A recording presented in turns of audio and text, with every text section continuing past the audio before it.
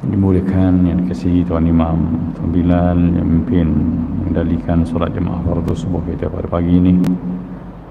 Musi dan seluruh warga jawatan kuasa Qaryah Masjid At-Taqwa, seluruh para jemaah sidang hadirin mukminin, hadirat mukminat yang dirahmati Allah sekalian. Alhamdulillah, puji dan puja setinggi-tinggi syukur kita panjatkan kepada Allah Subhanahu wa ta'ala yang masih manjangkan usia kita hingga ke saat ini. Moga-moga Ramadan yang bakal menjelang sekitar 10 hari saja lagi ni bakal menjadi milik kita insya-Allah. Selawat dan salam untuk junjungan besar Nabi kita Muhammad sallallahu alaihi wasallam, ahli keluarga serta para sahabat baginda. Selawat yang kita usulkan mengharapkan agar kita layak bernaung di bawah syafaat baginda di akhirat kelak. Hadirin yang berbahagia, sidang jemaah yang dikasihi, alhamdulillah pagi ini kita dapat bersama untuk menyambung perbincangan berkenaan khusyuk salat belum sampaikah masanya. Satu persoalan yang ditimbulkan daripada firman Allah Subhanahu wa ta'ala, a'udzu billahi minasyaitonir rajim, alam ya'ni lil ladzina amanu an takhsha'a qulubuhum li dzikrillah. Belum sampaikah lagi masanya bagi orang-orang yang beriman itu untuk tunduk hati mereka, untuk khusyuk hati mereka mengingati Allah. Perbincangan ini berkisar bertitik tolak daripada ayat daripada surah Al-Hadid ayat 16 ini.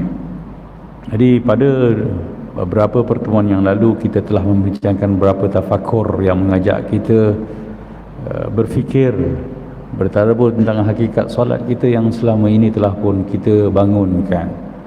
Ya, solat tanpa khusyuk sampai bila? Itu antara persoalan pertama. Kemudian persoalan kedua kita timbulkan tafakurnya, solat ni untuk apa sebenarnya, dan juga telah pun kita bicarakan apalah artinya solat tanpa khusyuk. Ya, begitulah. Dan kita juga telah memulakan berkenaan dengan bab pertama, pendahuluan maksud dan hakikat khusyuk. Tapi oleh kerana perbincangan itu tak berakhir lagi, saya suka untuk mengulang semula maksud dan hakikat khusyuk bab pertama ini. Ya, sebagaimana kita ketahui bahawa setiap istilah bahasa Arab ini dirujuk dengan hakikat benda itu sendiri. Maka khusyuk itu bila dirujuk dalam bahasa Arab, dia merujuk kepada 3 perkara. Ya, kata dasar khasya'a, yakhsha'u, khusyu'an itu tak kira dia agama apa pun, asal dia orang Arab, dia akan faham maksudnya 3. Yang pertama, khusyuk akan membawa maksud khudu'an, tunduk. Ya, orang khusyuk mesti tunduk. Sebab tu siapa yang gagal mempamerkan gaya seorang hamba yang khusyuk ketika solat pun memang tak khusyuk. Artinya kalau kepala kita angkat, mendongak, mengelingas mata ke sini ke sana, memang tak khusyuk. Maka mata dan kepala kena ditundukkan physically. Itu di sudut bahasa. Ya, dan kita telah pun bicarakan betapa dalam Al-Quran Allah gambarkan, ya, bahawa kita nanti di hari akhir akan tunduk semua. A'udzu billahi minasyaitonir rajim. Bismillahirrahmanirrahim. Hal ataka hadithul ghashiyah. Allah tanya kepada Nabi kita, wahai Muhammad, bukankah telah datang pada kamu, apakah tidak datang pada kamu cerita tentang hari Al-Ghashiyah itu? Al-Ghashiyah maksudnya hari yang meliputi semua makhluk, semua orang. Tak ada orang tak datang kat sana. Ini gambaran di padang mahsyar ni, semua orang akan dibangkitkan, tak ada seorang pun akan nyorok tertinggal kat dalam kubur, nyorok kat bumi di planet mana pun tak boleh. Sebab hari itu ada nama yang khas, iaitu Al-Ghashiyah. Apa gambaran manusia itu? Allah kata wujuhu yawma idzin khashi'ah. Wajah-wajah manusia pada hari semuanya khusyuk. Khusyuk itu bukannya feel, tapi dia gambaran kepala yang tunduk. Mufassir menggambarkan betapa wajah-wajah manusia yang khusyuk itu adalah kerana ketundukan kepalanya akur pada realiti hari itu. Ya Allah, siapalah aku hari ni. Jadi itulah petanda pertama orang khusyuk dalam solat, dia mesti tunduk. Apatah lagi nanti dalam rukuk dan sujud, kita memang dibentuk dan digayakan sebagai orang yang tunduk dengan badan dan tubuh kita. Itu yang pertama. Yang kedua, khusyuk juga bermaksud sukun, sakinah, tenang. Maka orang khusyuk dia tenang dan tidak banyak bergerak. Sebab tu tak sembahyang kalau terlalu banyak bergerak, dia menafikan khusyuk. Ya. Sebab tu kita dalam mazhab Syafi'i ini pun mendisiplinkan gerakan yang banyak itu, walaupun tidak membatalkan solat, tapi dia perkara yang sangat makruh, menafikan gaya seorang hamba di hadapan Tuhannya. Sebab tu kita kena tahu juga bahawa di antara sujud sahwi tuntutannya apabila kita buat gerakan yang tidak ada dalam solat. Kenapa dia buat begitu? Sebab itu leka, tanda leka. Di antara 7 perkara yang disunatkan kita sujud sahwi adalah bila mana kita buat gerakan yang tiada dalam solat. Hati-hati. Yalah, memang benda tu tak batal kalau gerakan kecil. Tapi tak pasal-pasal kita buat gerakan contohnya garu ke belakang, ya, atau tambah benda-benda yang lain. Tak ada keperluan. Maka itu bukan gaya orang yang khusyuk. Maka diatur dalam peraturan fiqh salah, ia makruh. Makruh artinya perkara yang Allah tak suka. Yalah, siapa pun tak khusyuk, tak bertumpu dengan yang dia hadap, orang yang dia hadap tu tak suka. Kita pun orang kalau bercakap dengan kita, dia tak adab kita, dia tak fokus dengan kita, kita tak suka. Itulah khusyuk. Dalam solat seluruh tubuh dituntut untuk tidak bergerak banyak pada beberapa rukun solat. Kita dituntut untuk mengekalkan tama'ninah. Tama'ninah kalau kita perasan maksudnya adalah tenang. Tam'anah, ya, artinya tenang. Kata terbitan dia tama'ninah.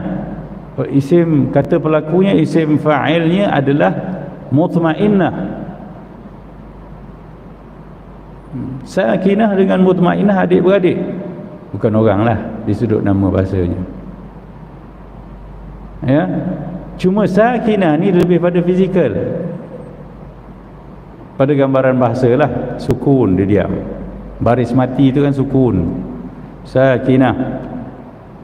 Mutmainnah ni selalu yang dalaman lah disebut, ketenangan dalaman. Maka tamakninah, ya. Sebab tu gerakan solat yang 4 itu, rukuk, i'tidal, sujud dan duduk antara sujud, ya, antara syarat sah rukun itu adalah tamakninah, iaitu berhenti seketika sekadar sempat menyebut subhanallah.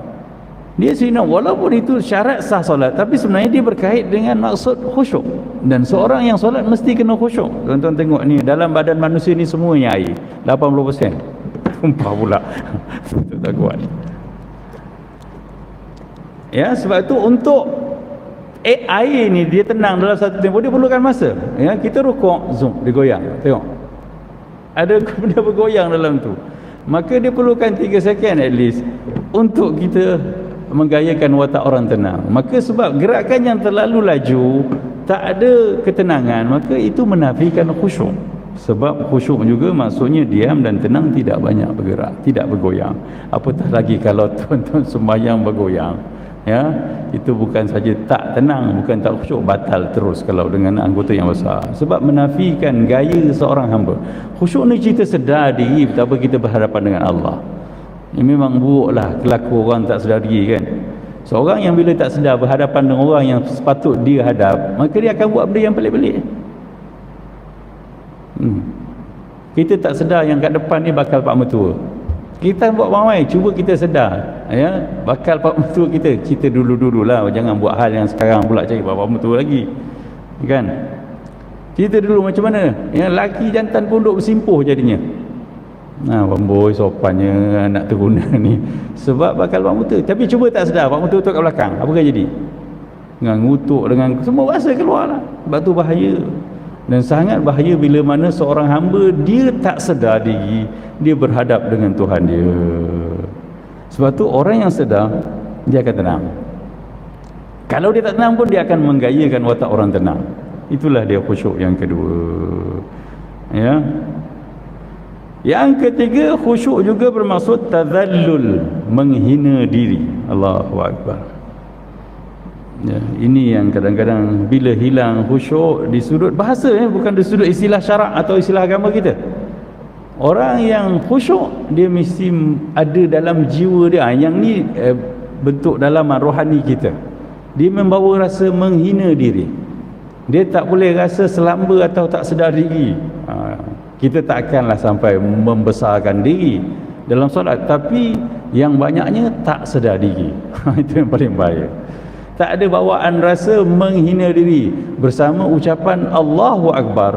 Allah paling besar. Kita kena bawa rasa aku ni kerdil, aku ni kecil, aku ni hina.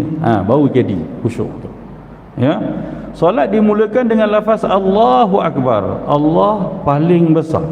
The most greatest kita sebut. Untuk menghadirkan rasa menghina diri. Sengaja lafaz solat itu tidak digunakan lafaz sepatutnya, boleh saja kata Allah Kabir. Itu pun sirah mubalaghah. Ya, Allah Azim. Ya, tapi dipilih dalam solat kalimahnya akbar, sifat Allah itu, supaya terasa spontan. Akbar ni isim fadil, yang paling maksudnya. Afdal, akram, ya. Akbar, asghar, paling kecil. Supaya dia spontan rasa tu. Tapi sayangnya tak masuk-masuk juga. Allah tak besar bersama sebutan Allahu Akbar. Sebab tu rukun itu rukun qauli. Takbiratul ihram ni rukun qauli dan tak boleh dibaca atau disebut tanpa suara. Tak sah. Tak valid sembahyang kita selagi mana tak melafazkan Allahu Akbar. Sebab itu pemula solat. Kalau getar rasa ni tak terbentuk daripada mula solat, maka kita akan gagal khusyuk. Maka tak berlangsunglah janji Allah tu, qad aflahal mu'minun. Sepatutnya dah berjaya dah orang beriman ni. Tapi syarat pertama Allah kata alladzina hum fi salatihim khashi'un. Bila dia sembahyang dia sedar dia ngadap Tuhan dia. Itu bahasa mudah fahamnya. Ya. Untuk menghadirkan rasa menghina diri sebagai hamba yang datang menghadap Tuhannya di samping membesarkan Allah Subhanahu wa taala, Tuhan yang disembah. Jadi baiknya kita bila mana kita melafazkan lafaz niat, ialah kita ni dalam mazhab Syafi'i kita kena tahu kenapa kadang-kadang tujuannya disuruh, ya, apa kadang-kadang kita rasa apa Imam Syafi'i buat satu benda yang Nabi tak buat. Ya. Talaffuz bin niat ni, melafazkan niat di dalam solat tak ada sebenarnya, rujukan tak ada, tapi dia diqiyas daripada labbaik Allahu hajjan. Ya, labbaik Allahumma hajjan. Rasulullah pernah sebut melafazkan ketika menuju untuk ke Arafah menaikkan haji. Rasulullah kata aku berniat, ya, aku menyahut suratmu wahai Allah, ya, untuk menaikkan haji. Itu ya Rasulullah pernah juga melafazkan untuk membawa rasa. Tahu tak, kita melafazkan satu sebab apa? Untuk membawa rasa. Dan antara tujuan kita berlafaz niat bukan saja nak buat benda Nabi tak buat. Kita ada kaedah qiyas. Rasulullah pernah buat ketika menaikkan haji. Maka kita lagi berkecamuk dalam dunia hari ini, kita melafazkanlah niat. Tadi baru gaduh dengan bini, datang masjid, ya, nak kat takbir nampak muka bini. Tadi baru bergasak dengan bos, tak puas hati, kan, nak angkat takbir muka dia macam menjelma. Maka kita terpaksa potong. Yang usolli yang kita lakukan adalah kerana sedar diri kita di zaman yang penuh berkecamuk ni. Bukan kita nak lawan Rasul sallallahu alaihi wasallam, tak. Kita nak cari jalan macam mana sembahyang nak sampai tahap orang berjaya tadi. Sebab kalau sembahyang tak ingat Allah, walaupun dah sebut Allah paling besar, Allah tak besar juga dalam hati, kita tak berjaya. Buktinya memang kita tahu kita tak berjaya pun jadi orang beriman. Dah percaya neraka tapi masih menuju ke sana. Dah percaya syurga tapi tak berjaya juga. Jadi buat perangai Allah kata wasari'u ila maghfiratin min rabbikum wa jannah tu. Segeralah dapat ampunan Tuhan, segeralah ke syurga. Antaranya wal afina 'anil nas wal kadhimin al ghaidha. Tahan marah, maafkan semua orang. Tak boleh buat. Dah semayang. Tu maksud tak berjaya tu. Jadi kita melafazkan tutup ghafil ni untuk menghina diri. Usalli, aku ni nak semayang. Kita pujuk hati kita. Fardal maghribi, semayang ni fardu wajib atas aku. Waktunya pada maghrib, ya, menjelang malam ni aku nak bawa rasa Tuhan, menghamba diri pada Tuhan. Kita barulah takbir Allahu Akbar, dia dah sedar kita, sebab ya berniat ni maksudnya menyedarkan diri. Berniat tu maksudnya bukan bercakap, menyedarkan diri kita. Kita sedar kenapa kita, sebab tu kalau ulama ya, kalau orang tak faham dia kata apa, belajar qasad ta'arud ta'yin ni menyusahkan orang. Tapi sebenarnya benda tu konten niat yang perlu dihadirkan agar satu di sudut sahnya, yang kedua di sudut hakikat solat tu supaya dijayakan. Sedar kita sembahyang, sedar kita menghadap Allah. Kita tahu ni kefarduan yang Allah wajibkan, kerana hubungan langsung kita ingat dia pada dia tu kena diperbaharui pada setiap masa supaya kita kekal jadi hamba dia. Maghrib kita datang lagi, isyak kita solat lagi. Inilah dia khusyuk solat. Perlakuan rukuk dan sujud juga menggayakan maksud menghina diri. Subhanallah. Sayangnya siapa dah sujud tapi tak rasa apa-apa. Sebab kita tak buat tahu benda tu pada makhluk, pada ya ruang-ruang kehidupan kita lain, kita tak buat. Mana ada orang sujud pada manusia, ya orang Islam lah, orang agama lain kita tak cerita. Hati dituntut untuk merasakan kesemua kerendahan jiwa ini bersama ucapan dan perlakuan solat tersebut, ya. Sebab tu ucapannya subhana rabbi, maha suci Tuhanku, maha betul kau Tuhan itu, maha sempurna engkau, tak ada benda yang tak betul, tak ada yang kurang, ya Allah. Tu maksud subhana rabbi. Al-a'la, yang maha tinggi, yang maha agung, aku ni hina, aku ni rendah, ya Allah. Tu feel dia. Wa bihamdih, dan segala pujian, aku puji engkau dalam apa juga keadaan. Itu tak apa, nanti dalam bab 6 kita perhalusi word by word, word by word kalimah solat dan maksud gerakan solat. Sayang kita dah solat, patutnya kita jadi orang-orang yang dah berjiwa hamba bila mana keluar daripada ruang solat. Itu keperluan kehidupan kita. Untuk tenang di dunia, kita kena jadi hamba, baru kita tenang. Siapa jadi tuan? Sebab dia tak boleh jadi tuan, sebab dia bukan tuan. Maka ada hasrat tuan ni, dia nak mengendali, dia nak menguasai, dia nak memiliki. Tapi kita hakikatnya kat dunia adalah makhluk yang lemah. Wa khuliqal insanu dha'ifa. Maka walaupun kita berjawatan tuan, ada title tuan di apa-apa posisi dalam kehidupan ni, kita tak akan boleh sempurna sebagai tuan. Kalau tak ada jiwa hamba, kita akan kecewa dengan jawatan tuan kita. Kita akan marah-marah, kita akan ya blame sana, blame sini, tak puas hati. Memang itulah manusia, sebab dia tak sempurna, dia tak akan mampu atau memuaskan diri dia sendiri. Tak ada kecukupan. Tapi kalau bersama dengan apa saja posisi yang Allah berikan dalam kehidupan dunia, ada jiwa hamba, dia akan nyaman. Dia akan kembali pada Tuhan. Dia tahu, aku kan manusia, aku kan hamba Allah. Maka apa saja yang Allah berikan ni sebagai ujian, sama ada di tahap tinggi ataupun di tahap rendah. Yang penting aku berjaya sebagai hamba Allah. Soal ya watak-watak yang Allah berikan pada kita hari ini, ni watak-watak dalam lakonan. Realitinya kita hamba Allah Subhanahu Wa Taala. Semua orang kena melakukan watak dengan baik. Tapi tanpa khusyuk solat, tanpa ingat Allah, kita akan letih hidup kat dunia ni, tuan-tuan. Jelas dari sudut bahasa, khusyuk menggambarkan 3 perkara, iaitu perlakuan ketundukan, berdiam diri dan menghina diri. 2 physically, ya. 1 emosi, 1 feeling. Di sudut bahasa, khusyuk ni tunduk, mata, kepala, ya, badan itu tunduk. Juga tak banyak bergerak. Solat kalau dah banyak bergerak, memang tak gaya solat lah. Sebab tak sedar. Sebab kita kalau berhadapan dengan orang yang sangat kita hormati dan sanjungi, kita akan fokus dan tak banyak bergerak. Depan sultan mana boleh banyak bergerak, ya. Askar-askar berbaris tu depan komander, di mana dia bergerak, bergaru pun tidak. Tapi kalau semayang boleh garu kat belakang macam ni, memang tak batal, tapi tak ada gaya lah. Gitu kan. Tak ada gaya sebagai seorang hamba menghadap Tuhan.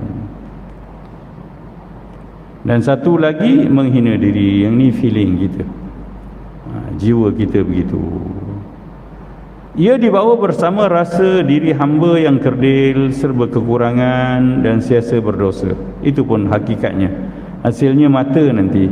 Jadi bila mana ada 3 perkara ni pun, di sudut bahasa pun siapa berjaya faham khusyuk, ya, tunduk, diam, menghina diri, maka dia akan solat dengan jiwa yang betul, dengan gaya yang betul. Macam mana? Ya, hasilnya mata, kepala dan seluruh anggota membuktikan bersama hati yang menjadi nakhoda mengemudi semua rasa ini. Ya, inilah gambaran gerak laku setiap insan tatkala berada dalam perasaan sebegini. Bila rasa hina diri, ya, maka kita automatically akan tunduk, akan sopan, akan gerakkan kita halus. Ya, begitulah. Rangkuman 3 maksud asal kalimah ini dapat dilihat pada firman Allah yang pertama tadi dah kita bicarakan, wujuhu yawma idzin khashi'ah. Subhanallah, Allah gambarkan wajah-wajah manusia, ya, kerana dosanya takut. Ialah orang buat salah takut.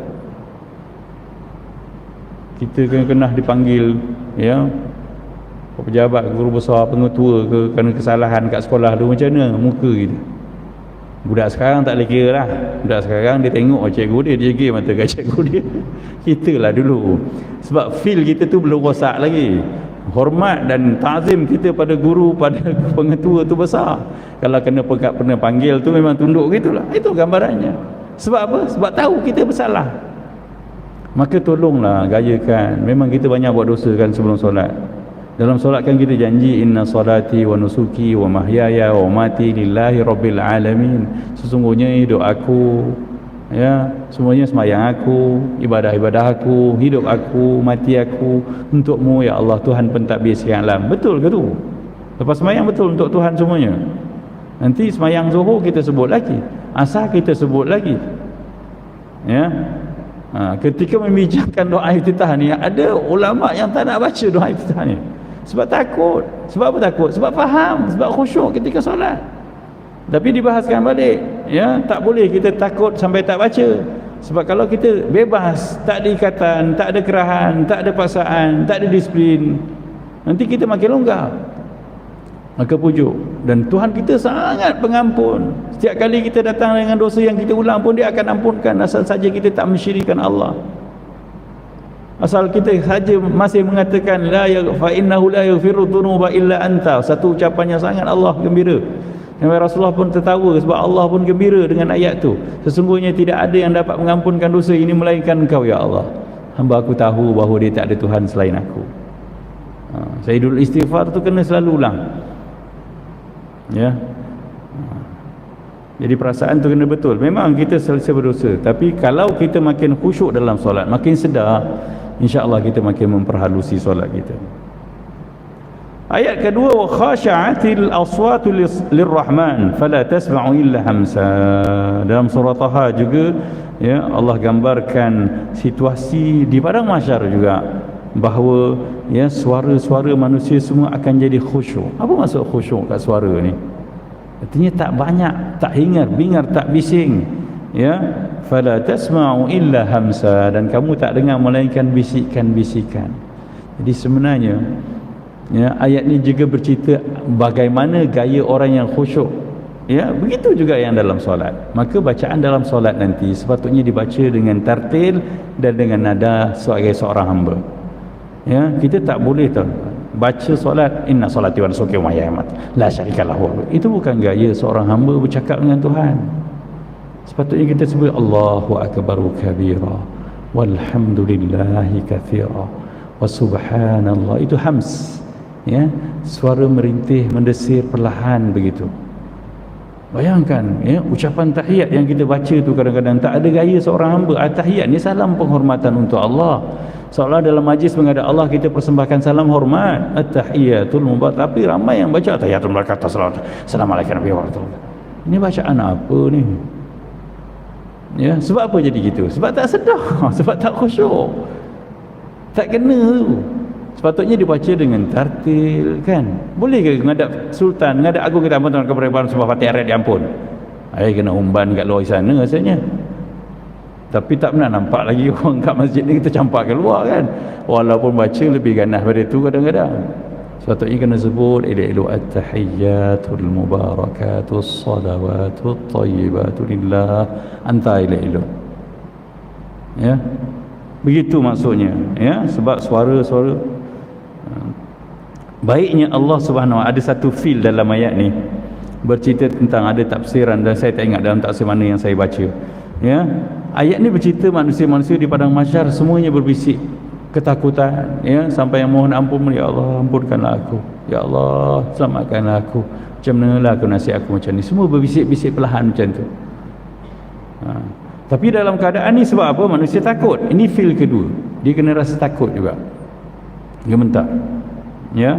Tapi di situ Allah masih, patutnya ayat ni ramai mufassir kata wa khasyiatil aswatil qahar, patutnya, ya, semua suara jadi perlahan, takut kepada Tuhan yang maha keras itu. Tapi Tuhan Allah masih memperkenalkan di tempat yang manusia kata pun Rahman. Tuhan yang maha pengasih ini, Allahu Akbar, baiknya Allah. Jadi masih ada rahmat Allah di mana-mana pun. Tapi alangkah baiknya kita menggayakan watak hamba Allah dalam solat sebelum di padang mahsyar. Alangkah baiknya kita gayakan watak seorang hamba yang pernah khusyuk di dunia sebelum khusyuk nanti yang secara terpaksa di padang mahsyar. Yang itu tak ada nilai kehambaan dah. Itu game is over kat situ kan. Fala tasma'u illa hamsa, maka tidaklah engkau dengar selain bisikan suara yang perlahan berbisik-bisik. Maka gayakan, nanti kita perhalusilah gaya-gaya seorang, ya, hamba yang bersolat. Dia puncanya satu je, kita tak sedar kita ngada Allah. Ya, memang kita solat, tapi dia hanya ritual harian. Itu yang bahaya tu, bila mana kita anggap ritual, kita datang balik solat ngadap Tuhan, lepas tu sembang macam biasa. Sepatutnya ruang kita ngadap Allah tu kena dihayati, difahami semua apa yang kita baca. Kita tak boleh lagi beralasan Allah bacaan bahasa Arab, ya, tapi hanya 10 jenis bacaan, 9 jenis bacaan je dalam solat yang kita ulang. Dan kalau dah 30 tahun kita solat, tak sabar, ya, Rabbighfirli warhamni wajburni, tu kita tak tahu lagi maksudnya apa. Apa maksud wajburni, ya? Tu saya petik sampai saya tak masuk bakul cari sedikit maksudnya hari ni. So nanti kita, maksudnya ada benda yang tak wajar berlangsung dalam hidup kita, kita biarkan dan kita tak dapatlah hasilnya. Ya, kita pergi sungai nak ambil air tapi kita bawa raga, kita sauk air, tak dapat apa-apa lah. Atau bawa baldi, bawa timba. Begitu juga sebuah hadis Nabi SAW cerita pasal bahasa tentang khusyuk ini. Nabi kata la khasha'a hadha, ya, la khasha'a jawarihu. Ini Rasulullah sebut bila mana lihat seorang yang semayang tapi tangan dia sibuk usap janggut. Ya. Jadi Rasulullah kata kalaulah hati lelaki ni khusyuk, pasti anggota dia juga akan khusyuk. Jadi hati-hati. Ya, sebab tu gerak tangan jari ni tuan-tuan, memang sebab tu kita bukan nak kata macam mana, kena tengok itilak juga perbahasan fuqaha. Tak boleh kita tengok hadis Nabi menggerakkan jari kita terus nak buat juga, tapi tahu tak feel dia tu apa. Sebab tu gerakkan jari tu bila dia kaji, dia bukan sengaja dia buat, dia spontan bersama rasa hamba yang sedar bercakap dengan Tuhan. Macam orang India bercakap kan, kat telefon pun tangan dia bergerak. Tu sebab apa? Feel dia bercakap. Kat sana lah sana, mana orang tu nampak pun dia cakap kat telefon tapi tangan dia tak berhenti pusing. Jadi at-tahiyatu lillah tu, gerakan itu adalah kerana sedar bercakap dengan Tuhan. Jadi kalau bahasa Arab tahiyat tu tuan-tuan pun tak pernah ambil tahu nak faham, tak usah geraklah jari itu dulu. Tu maksudnya. Saya terus ke situ lah, saya tak nak bahaskan perbahasan fuqaha. Ya, bukan sengaja digerakkan begitu, itu makruh. Gerakan yang banyak, ya, menafikan agak. Okey, seorang yang sedap bercakap dengan seorang, digerakkan tangan tanpa tumpuan. Apa maksudnya? Seorang anak bercakap dengan mak dia pun, dia main tengok tu, yalah mak saya boleh pergilah nanti. Apa maksudnya? Kau tak bertumpu. Sebab itu yang as-salalillah, Allah tadi tekankan assalamualaika, untukmu. Dia respon dengan apa yang dia faham. Anggota kita ni, dia respon dengan apa yang dia faham. Yang mata kita, kening kita berkerut. Sebab apa? Rasa tu. Bukan tak pasal-pasal bawa kelip mata gitu. Tak. Sembahyang bukan satu benda yang bebas. Nak buat apa tak. Dia feel. Khusyuk tu lah feel. Sebab tu tak boleh tidak, kita kena mengaji berkitab, kita kena mengaji tengok perbahasan. Ya, bukan saya nak katalah sebab di trend hari ni baca Sahih Bukhari, translate sendiri, syarah sendiri, faham sendiri, tak ambil pun pendapat-pendapat pakar. Sebab apa kita dulu tidak baca trend begitu? Sebab kita tahu kemampuan kita di tahap mana. Di sudut bahasa penguasaan Arab pun kita belum ada basic yang kuat. Yalah, sepatutnya kita beradab begitulah. Ya, Nabi pun kata law khasha'a qalbu hadha, kalaulah hati lelaki ni khusyuk, la khasha'at jawarihu, pasti anggota dia akan khusyuk. Jadi gerakan usap janggut di hadapan Tuhan bukan gaya hamba yang khusyuk. Hamba yang khusyuk dia akan tunduk menghadap Tuhan dia. Begitu. Ya. Subhanallah.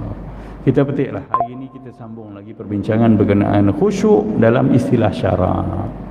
Okey, kalau di sudut agama kita, khusyuk ni apa pula? Jika di sudut penggunaan kalimat khusyuk pada istilah syarak pula, ia bermaksud kesedaran jiwa apabila berada di hadapan Allah dan berasa diawasi. Dua benda. Ya, di sudut istilah agama, bila sebut khusyuk, seorang itu sedar dia menghadap Allah dan dia sedar Allah tengok dia.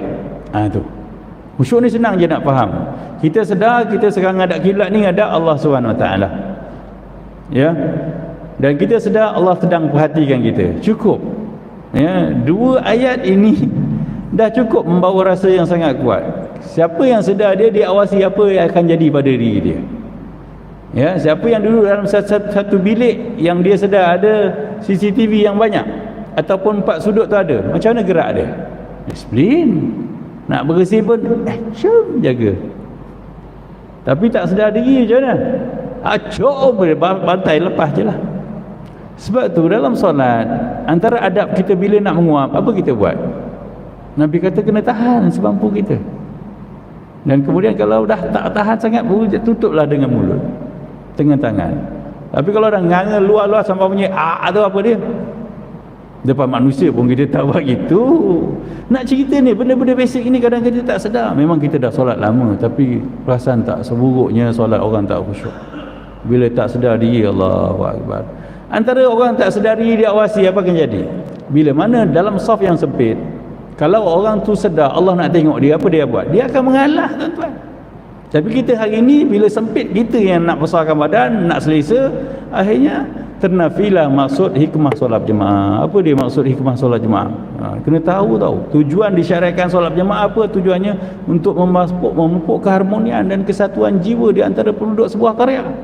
Macam mana orang nak baik kita kalau kita setiap akhir pun kangkang besar-besar, hempit orang lagi. Dia berkait tu benda tu. Betul lah bila Imam Ghazali sebut al-amalu bila ilmin jununun. Beramal ni kalau tak ada ilmu gila ni tuan-tuan. Macam orang gila buat banyak benda tak betul. Ya, wal amalu bila ilmin la yakun, beramal dengan tanpa ilmu nothing, tak ada, tak dikira. Jadi sebab tu kena ada maklumat tentang macam mana nak menjayakan khusyuk dalam solat. Lalu lahirlah rasa hina diri, kerdil, gemetar, takut. Ya, di samping itu ada yang baik kita masih berharap dan tenang. Ya, dan mampu membesarkan Allah Azza wa Jalla. Ia bermula dari dalam hati yang menjiwai salat. Inilah yang dinyatakan oleh Imam Junaid Al-Baghdadi rahimahullah, bahawa khusyuk dalam pantun 2 rangkap bahasa Arab, tapi merangkumi maksud dia. Apa dia? Tadallulul qulub li'allamil ghuyub. Tadallulul qulub itu merendah atau menghina hati. Li'allamil ghuyub, ya, di hadapan Tuhan yang Maha mengetahui segala yang gaib. Itulah. Ya, sedar diri, rasa diawasi. Itulah khusyuk. Kita banyak tak sedar tu masalahnya. Bila tak sedar kita menghadap Allah, macam-macam benda kita buat dalam solat. Dan Tuhan kita bukan nak tengok yang zahir sahaja. Li'allamil ghuyub, dia tahu benda yang gaib. Dalam hati kita pun dia tahu. Sebab tu tak boleh berbicara, bermonolog benda lain selain pada berbicara dengan Tuhan. Bayangkan kalau bacaan-bacaan solat tu masih kita tak kuasai dan fahami, kita nak kontrol hati macam mana agak-agak? Susah. Ya. Kita nak kontrol TV tapi remote tak ada pada kita, susah. Maka ya, kena pegang dulu. Solat kita dengan menghayati gerakan dan maksud-maksud bacaan solat kita, barulah kita dapat memahami dan menghayati solat. Antara penjelasan maksud khusyuk yang terbaik daripada Ibn Rajab dalam kitabnya Al-Khusyuk fi Salah, antara yang kita rujuk, asas khusyuk ialah kelembutan. Tengok ya, asas khusyuk adalah kelembutan, kelunakan dan ketenangan hati ya, dan ketundukan dan kemesraan jiwa, juga ketundukan dan kemesraan jiwa. Jadi solat ni dia kena mesra dengan Tuhan. Kita ni slogan solat kita silap. Bila mana kita solat selalunya kenapa solat? Ramai kita yang generasi muda lagi ramai, kenapa solat? Ya, kenapa kita solat? Ya, kalau tak solat kan masuk neraka pula. Ini tak gaya orang mesra. Macam dah Tuhan kita nak campak semua orang tak sembahyang dalam neraka? Tak. Tujuan solat adalah kerana nak memesrakan diri kita sebagai makhluk kepada Al-Khaliq. Dia kan maha baik, dia kan maha pengampun, dia kan maha mengurnia, dia kan maha mengadili, dia kan maha memerhati, maha membela, maha mengadili. Tak cukup ke semua tu untuk kita mesra dengan dia? Kita kalau ada orang baik dengan kita, bagi bantuan pun kita dah mesra dengan dia. Allah bukan saja bagi bantuan ya, bagi segala-galanya, kemudahan, peralatan, kelengkapan, mata, telinga, panca indera ni sebagainya daripada dia. Jadi begitulah kita ya. Jadi begitulah, jadi perasaan seorang hamba ni sepatutnya dengan Tuhan dia bawa asas khusyuk ini, kelembutan, kelunakan, ketenangan. Mana tak tenang? Okey, tenang, kenapa kita kena tenang? Perasan tak kita bila berdampingan dengan mak dan ayah kita waktu kita kecil, kita kan tenang. Ya, seorang suami bila balik ke rumah bersama isteri yang sangat faham dan menyayangi, dia akan tenang. Sebab apa? Sebab dia tahu yang dia dampingi ini adalah orang yang sangat dekat dengan dia. Allah tak dekat dengan kita. Kenapa nak jauh hati dengan Tuhan? Ya, kenapa nak merajuk dengan Tuhan? Tuhan melakukan ketentuan apa pun dalam kita kerana penuh kasih pada kita. Kita pun dah faham banyak kali dengar, kalau ada kesakitan pun sebenarnya mungkin nak hapus dosa supaya kita selamat dari neraka. Patutnya mesra dengan Tuhan. Sembahyang kena menggayakan watak hamba yang mesra. Ya, apabila hati khusyuk akan bersamalah sekalian anggota untuk memaparkan kekhusyukannya. Lantaran semua anggota itu mereka hanya menurut perlakuan hati.